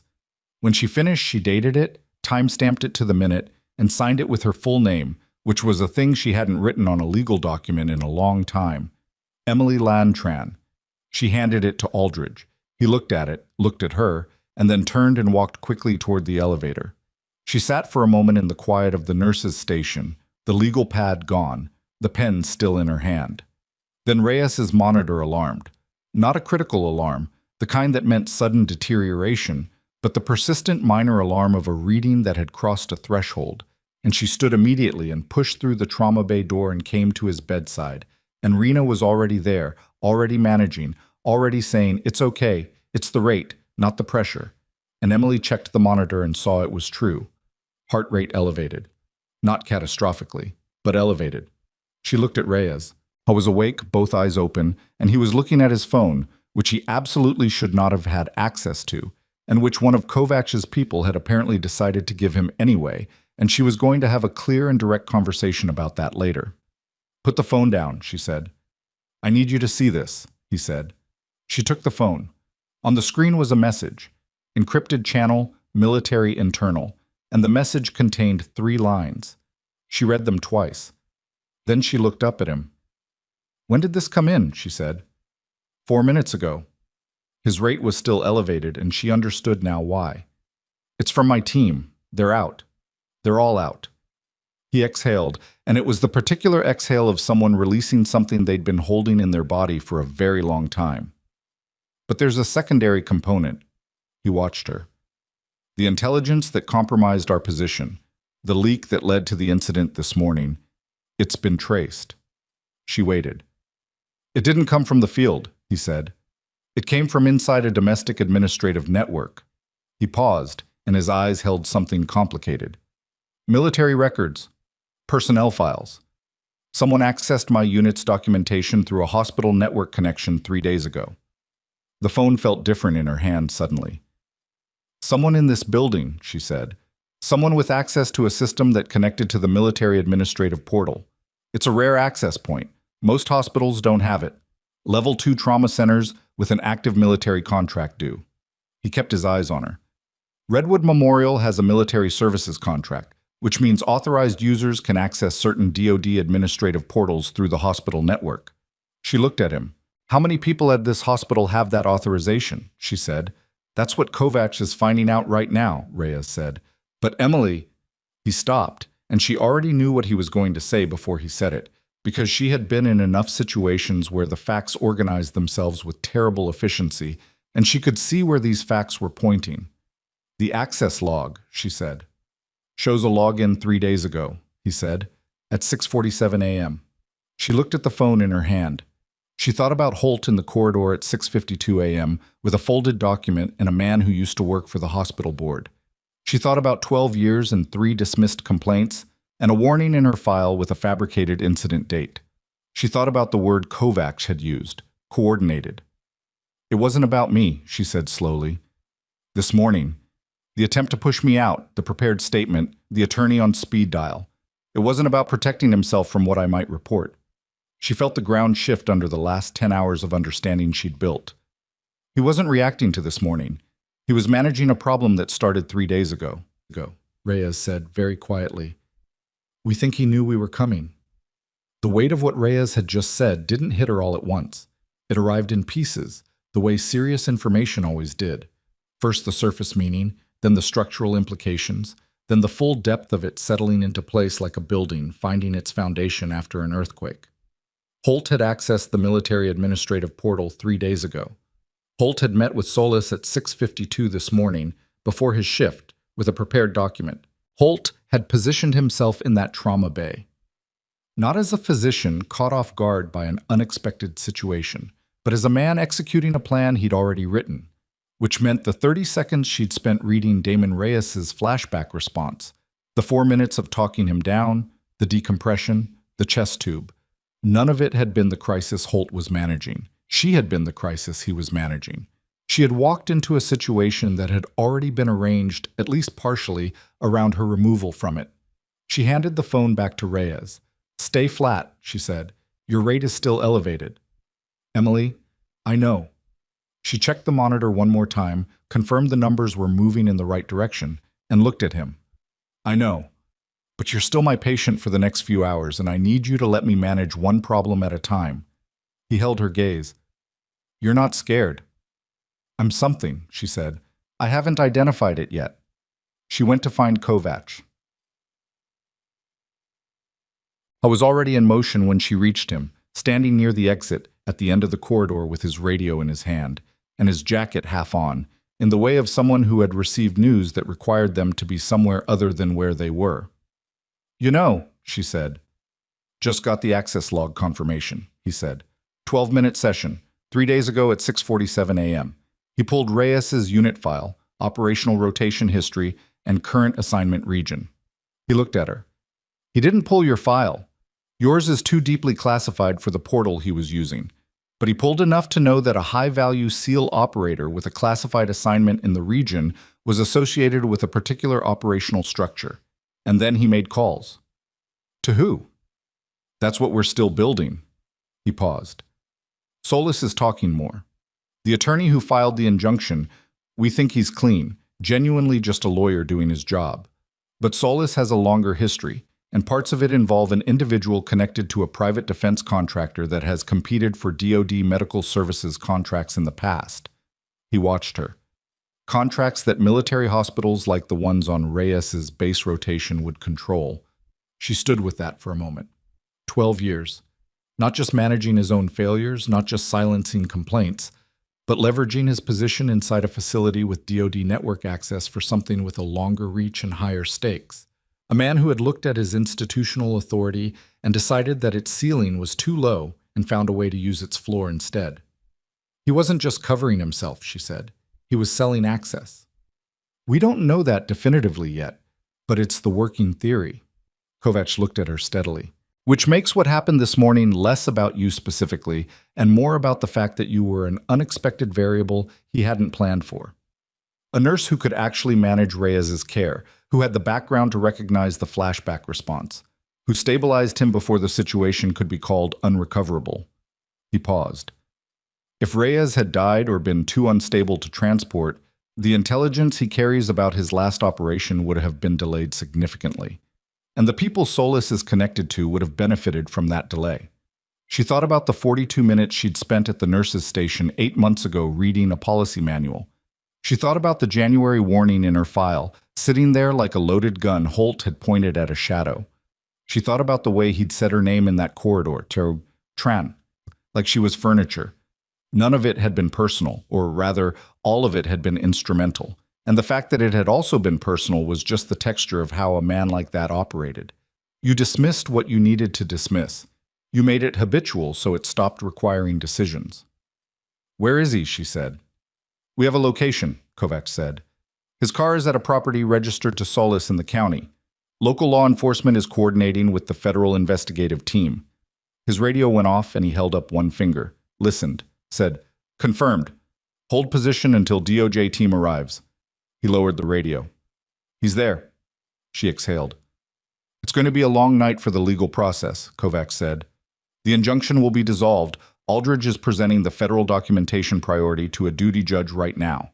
And with the access log evidence, it's not a complicated argument. But building the full case takes time." "I know how investigations work," she said. "I know you do." He looked at her. "Go check on your patient." Reyes was asleep when she came back to the trauma bay.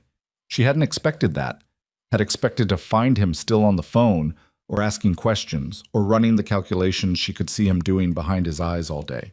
But he was out, fully, the specific boneless unconsciousness of someone whose body had finally overridden their will, and she stood at his bedside for a moment and watched the monitor run its steady pattern and felt something she hadn't felt in most of the last 10 hours. She felt the day releasing her, degree by degree. Rena was at the charting station. She looked up when Emily entered and read her face with the accuracy that comes from a day spent in close proximity to high-stakes situations. "Sit down," Rena said, "for 5 minutes. Nobody's going anywhere." Emily sat, not in a chair, on the edge of the supply bench, the way you sat when you didn't want to fully commit to sitting, when you needed to be able to stand in under 2 seconds. Old habit. She noticed it and let it be. "His 2 o'clock numbers held," Rena said. "Drainage is tapering appropriately. I think he's going to be okay." "He's going to be okay," Emily said. Not reassurance, assessment. Reyes was going to be okay. The chest tube would come out in the next 24 hours if his SAT held. The lateral wound was clean. He would carry the scar from it the way he carried other scars, as information rather than damage. "What about the other thing?" Rena said carefully. "The investigation?" "Everything." Emily looked at the monitor. "Holt is going to be arrested tonight, probably. The injunction will be dissolved. The records review will continue." She paused. "It's going to be months before all of it resolves formally. Investigations take time. And you?"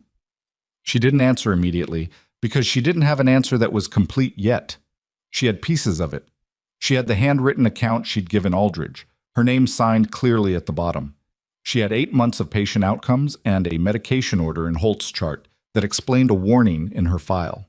She had a morning that had started with someone telling her to leave a room and ended with a federal access log and a JAG officer in a duty judge's office at 7 in the evening. "I'm figuring it out," she said. Rena nodded. It was a real nod, the kind that accepted an incomplete answer as honest rather than pressing for a cleaner one.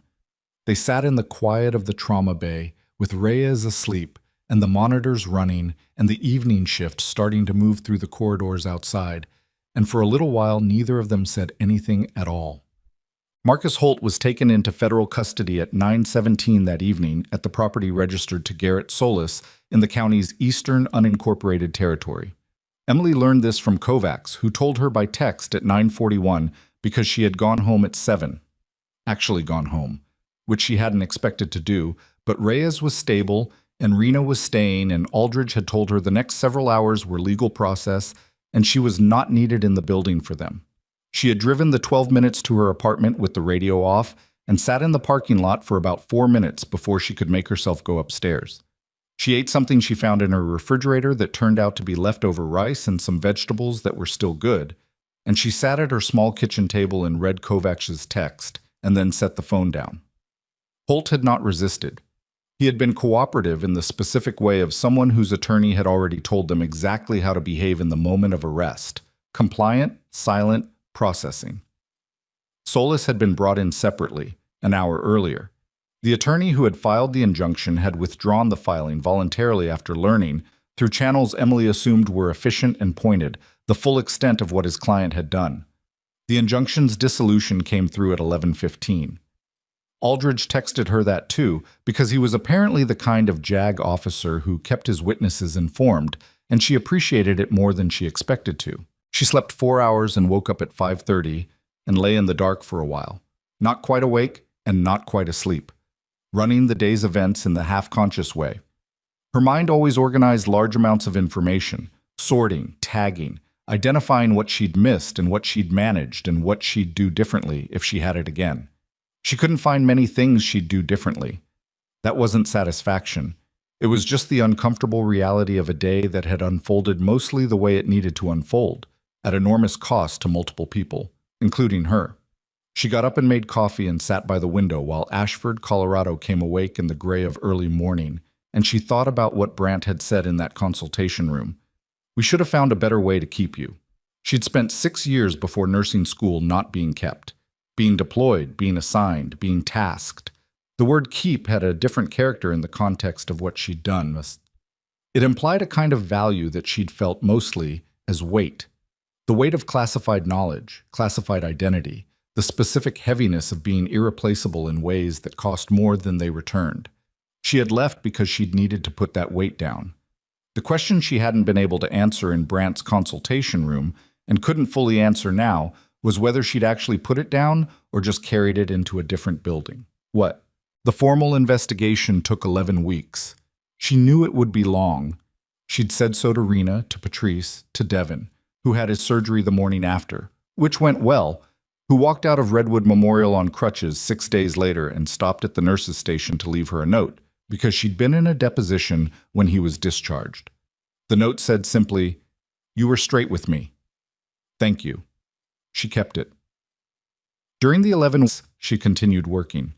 This was a decision she made deliberately, on the morning of the second day, standing in the parking lot of Redwood Memorial and looking at the building and understanding that if she walked in, she'd be walking back into a space that was in the process of being taken apart and rebuilt, with all the noise and displacement that entailed, and she was going to be a visible fixture of that process whether she wanted to be or not. She walked in. Sutter was the acting chief of the trauma department during the investigation, a role he filled with the mild, slightly bewildered competence of someone who had always been capable and had simply never been given room to demonstrate it. He was fair. He was inconsistent about paperwork. He let Emily make clinical decisions without requiring 3 layers of authorization for each one, which was a change so significant that it took her the first 2 weeks to stop waiting for the obstruction that didn't come. Rena Cho was reviewed by the department, and the review found what Emily had already known: a resident operating above the level she'd been credited for, making correct clinical decisions under pressure, with documentation habits that were significantly better than anyone had formally acknowledged. The review board recommended an accelerated attending evaluation timeline. Rena told Emily this in the break room, matter-of-factly, and Emily said good, and meant it completely. Patrice reorganized the charge nurse schedule in ways that were subtle and effective. and that eliminated 3 structural inefficiencies she'd identified over years of working within them. Nobody asked her to. She did it anyway, and then submitted the change documentation, and nobody pushed back. The hospital was, tentatively, learning to breathe differently. The investigation findings were released on a Wednesday in the 11th week, in a document that was 63 pages long and that Emily read in its entirety the night before it was made public, because Aldridge sent it to her as a courtesy. Marcus Holt had his medical license suspended pending criminal proceedings. The criminal charges included unauthorized access to federal protected systems, disclosure of classified operational information to an unauthorized party, obstruction of a federal investigation, and 5 counts of falsification of medical records spanning the previous 4 years. The falsification counts were the ones she'd expected least. She'd known about her own file, but the investigation had found 4 additional instances in which Holt had altered or created documentation to conceal errors. In 3 cases, errors that had contributed to patient harm. She read those pages twice. The patients in question had not died. 2 had experienced extended illness. 1, a secondary complication that required additional surgery. 1, a delayed diagnosis with long-term consequences. All of them had been compensated through the hospital's liability process years ago, in settlements that included non-disclosure terms that Holt had insisted upon and that Nguyen's predecessor had approved without adequate review. Nguyen himself was not charged. His cooperation with the investigation had been genuine and early enough to matter. He resigned anyway, submitting a statement that acknowledged failures of institutional oversight and expressing what read, to Emily, as something approaching actual contrition. She didn't know him well enough to assess whether it was. Garrett Solis pleaded guilty to conspiracy charges in a proceeding that happened quickly enough that she suspected some negotiation had taken place at a level she wasn't cleared to see. He had provided enough cooperation to make the extended case against Holt substantially more solid, and the federal system had noted that in his sentencing arrangement. The private defense contractor connected to Solis was under separate federal review. That investigation was ongoing and not included in the 63 pages. She closed the document at 2 in the morning and sat with it. She thought about justice, the word and the thing. She'd grown up thinking they were essentially the same. She'd spent her 20s learning that the word was cleaner. The thing was slower and incomplete and left marks on everyone it touched, including the people it was supposed to vindicate. This outcome, Holt in custody, the charges documented, the patient's records corrected, the falsified warning in her own file formally expunged. This was as close to the thing as most situations got. It wasn't nothing. It was substantial. It was real. It was also 63 pages and 11 weeks and 4 patients who had been harmed before she ever walked into that building. She held both of those truths at the same time, which was the only honest way to hold them. Brandt called her on the Thursday of the 12th week. Not a text, not a message through Kovacs. An actual phone call, her personal number, which meant someone had given it to him at some point, and she noted that with the specific reaction of someone who has given up being surprised by that category of information. "The investigation is closed," he said. "I read the report." "Then you know the full picture." "Most of it," she said. I assume there are parts I don't have clearance for." "A few," he said, which was as honest as she'd expected him to be. "Reyes is requesting your updated contact information. He's been through his post-op review and his prognosis is good. He'll be limited duty for about 4 months, but he's been told he'll return to full operational status." "Good," she said. "Tell him to take the 4 months seriously and not do the shoulder press thing he's definitely thinking about doing." Brandt was quiet for a moment. "You know him well." "I know people who don't know how to rest," she said. "I recognize the type." Another pause. Then, "I'm calling about something else. We've had a conversation at the command level about the gap this situation exposed. Not just the network access vulnerability, which is being addressed structurally, but the medical gap, the competency gap.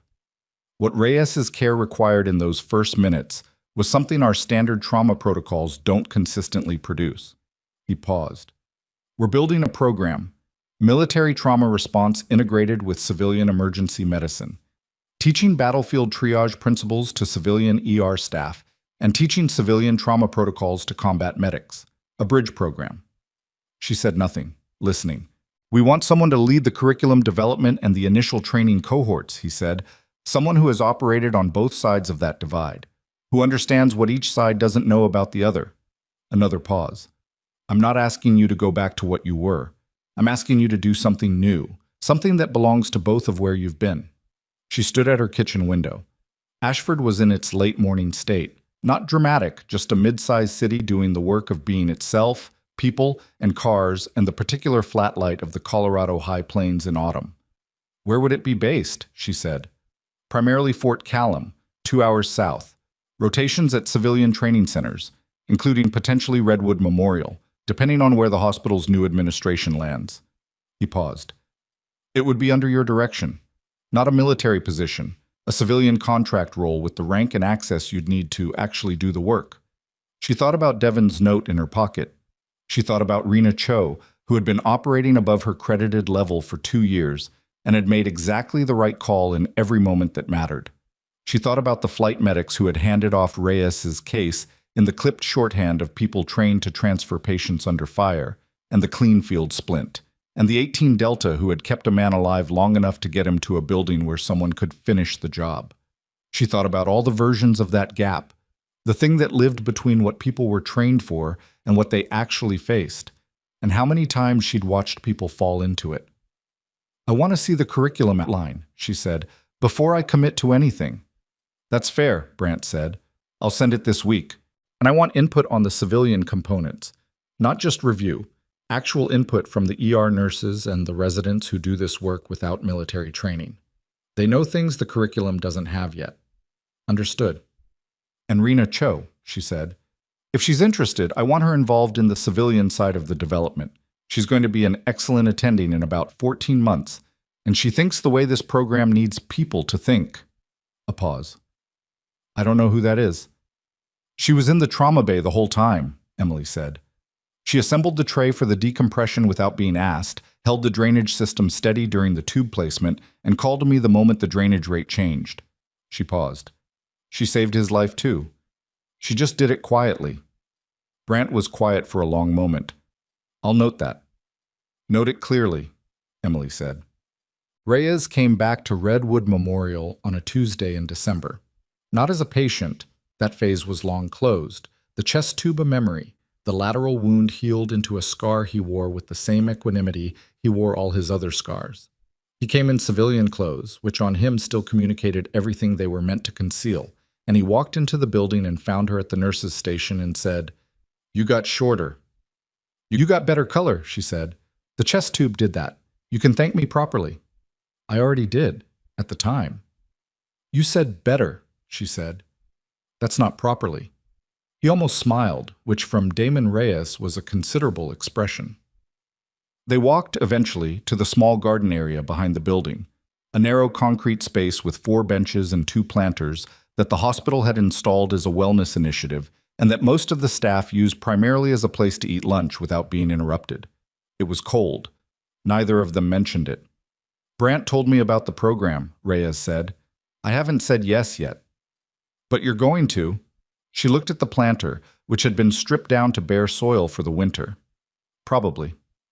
"Why probably? What's the hesitation?" She thought about how to say it honestly. "I built something here," she said. "Not a big thing, not a visible thing, but I spent 8 months learning this building and these patients and the specific ways this place fails and doesn't fail. And I know that's not a reason to stay in one place forever, and I know the program is more important in real terms, but leaving things still requires leaving them." Reyes was quiet for a moment. "Shadow 6, he said. She looked at him. "I know you hate the call sign," he said. "I don't hate it," she said. "It just doesn't feel like mine anymore." "That's kind of the point of call signs," he said. "They belong to what you did, not who you are now." He paused. "What you did this morning 4 months ago, that was both. That was the nurse and the operator and whatever you've been building in between." He looked at her directly. "You don't have to choose a version. You can just be the full thing." She looked at the bare soil in the planter. "That's unusually philosophical for 9 in the morning," she said. "I had a very boring 4 months of limited duty," he said. "I read things." The hospital held a formal recognition ceremony in the 3rd week of December. She had not wanted one. She had said so clearly to Nguyen's successor, a woman named Administrator Parrish, who had arrived from a healthcare system in the Pacific Northwest, with a reputation for direct communication and a documented record of acting on investigations rather than managing them. Parrish had listened to Emily's preference and then said, with equal directness, "The staff need to see it, not for you, for the institutional record. There's a difference between you receiving recognition and the hospital acknowledging publicly what happened here." Emily had accepted this distinction because it was correct. The ceremony was not large. The main conference room, which held about 60 people when set up for it, was full but not overcrowded. Staff she recognized, administrators she knew less well, and in the back 2 rows, a cluster of people in various states of military and civilian professional dress that included Brandt, Kovacs, and Aldridge, and 4 others she didn't know, and Damon Reyes in civilian clothes standing at the end of the row with his arms crossed, and the particular stillness of someone who attended formal events by refusing to become part of their staging. Parrish spoke first. She spoke about institutional accountability, not with the rhetoric of someone performing accountability, but with the specificity of someone who had read 63 pages and understood what they meant. She named the patients whose records had been corrected. She named the dates. She did not editorialize extensively, which was the right choice. The facts, stated clearly and in order, were sufficient. Then she spoke about the morning of the incident, in the specific language of medical and institutional events. And she said Emily's name in the sentence that described the needle decompression and the chest tube placement and the conversation that had preceded both, and Emily stood at the side of the room and listened to her own actions described in plain institutional terms, and felt the strange doubled quality of being both the person who had done them and the person hearing them described as if they were history. Patrice was in the 3rd row. She caught Emily's eye and held it. Rena was near the back, standing, because she'd told Emily before the ceremony that she preferred standing in rooms where she wasn't sure how long she'd need to stay. Emily had told her that was the most sensible thing she'd heard all week. When Parrish finished speaking, she looked at Emily and said, "Nurse Tran, do you want to say anything?" She'd thought about this. She'd written a few things down and then crossed them out and finally arrived at a decision to not prepare anything, because prepared remarks in this context would sound like prepared remarks, and the room deserved something more direct than that. She stepped forward. "I've been thinking about what happened in that trauma bay," she said, "and I keep coming back to the same thing. It wasn't about me, or it wasn't only about me. There was a resident in that room who assembled the right equipment without being asked. There was a charge nurse who watched a situation developing for 8 months, and when it mattered most, made sure the right information reached the right people. There was a patient who trusted me with his life when he had no particular reason to, in a situation where trust was the only resource either of us had immediately available." She paused. "The things that worked this morning worked because multiple people made multiple decisions correctly under pressure. The things that failed over the preceding months failed because one person had been allowed to make too many decisions without adequate oversight for too long." She looked at the room. "I'm not saying that to minimize what was done wrong. I'm saying it because the lesson I want this building to take from what happened is not that we got lucky having a qualified person in the room. It's that the system should not require that kind of luck. The system should be built so that a nurse without a classified background could also walk into that trauma bay and be heard, and be given the tools, and be trusted enough to do her job." She stopped. "That's the actual work. Everything else is just what happened today." The room was quiet. Then Reyes, from the back row, uncrossed his arms and put his hands together, and the sound of that was enough to unlock whatever the room had been holding, and it came up fully. Not an explosion of noise, but a genuine, sustained sound of people responding to something true. She didn't look away from the room. She didn't look for approval in any individual face. She stood there and received it the way she'd learned to receive a lot of things, fully present, not deflecting, not diminishing, just letting it be what it was. He found her afterward in the corridor, and they stood side by side the way they'd stood in the garden, not quite facing each other, both looking at a middle distance, which was the conversational geometry of people who'd been in enough charged situations that direct eye contact had a weight they'd learned to ration. "You never stopped protecting us," he said, "even when you thought you'd walked away from it." She thought about Devin and his IV. She thought about Mrs. Hargrove's central line. She thought about the woman with the atypical MI and the kid with the bruise pattern that didn't match his story. She thought about the gap between what a system is designed to do and what it actually does, and all the quiet, unrecorded work of people who live in that gap and fill it with their hands. This time, she said, I don't have to fight alone. Reyes looked at her then. Actually looked, directly, without the habitual deflection of their shared geometry. No, he said. You don't. She nodded. One nod, simple, the kind that closes a sentence rather than opening a question. She had signed the program agreement 2 days earlier in Brant's presence, with a pen that ran out of ink halfway through and required a replacement, which was the kind of thing that happened when the moment was real and not cinematic. The curriculum outline was on her kitchen table, covered in her own handwriting, questions and additions, and the names of people she'd already called. Rena, 2 emergency medicine physicians she'd trained alongside before her life changed shape, a combat medic instructor at Fort Callum, who came recommended by 3 separate people and had a reputation for making people uncomfortable in exactly the right ways. It was not a perfect plan. It was a working one. There was a difference, and she'd learned to prefer the second. There are people in every institution, every hospital, every department, every organization large enough to have a hierarchy and a culture, who spend years being underestimated. Not overlooked by accident, but systematically rendered invisible by the specific interests of people who benefit from that invisibility. They do the work anyway. They show up and they care for their patients, and they fill the gaps, and they document carefully, and they wait. Not because patience is a virtue, but because there is no other viable option, and because the alternative is to leave the patients they care about in the hands of the very system that is failing them. Emily Tran had spent 6 years as someone no one was supposed to know existed. Then she'd spent 8 months as someone no one bothered to remember. And in the gap between those 2 kinds of invisibility, she had learned something that she planned to build an entire curriculum around. The value of a person is not set by the room they're allowed to stand in. It is carried with them, into every room, regardless of whether anyone in the room has the instruments to measure it. She had walked into a trauma bay that morning because there was a man who needed help that nobody else in the building was positioned to give. That was the whole reason. Not justice, not vindication, not the settling of 8 months of accumulated wrong. Just, there was a person who needed something, and she could provide it, and so she did. Everything else, the investigation, the 63 pages, the ceremony, the program, everything else had followed from that. Not because she'd planned it that way, because that's what happens. Eventually, when a person does their work with enough integrity and enough precision and enough care, that the facts, when they're finally allowed to arrange themselves honestly, tell the truth.